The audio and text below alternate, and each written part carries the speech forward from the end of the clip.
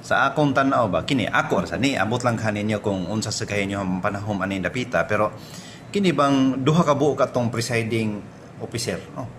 Although technically sa impeachment court ang presiding officer si Senator Chis Escudero.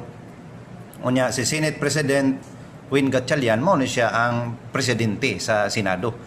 So silang duha ng lingkod ron sa rostrum nya tan-aw na kung murag luoy ken tan-awon ba ang aton Senate President bitaw nga maon lay gamong meme sa mga social media kay nahuog na siya to nga nahimong flower base, no, buwak-buwak ba sa impeachment.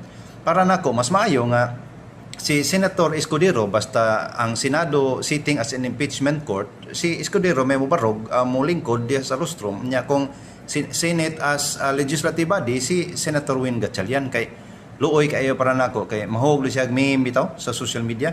I don't know kung unsa inyo ha perception ani diri dapita.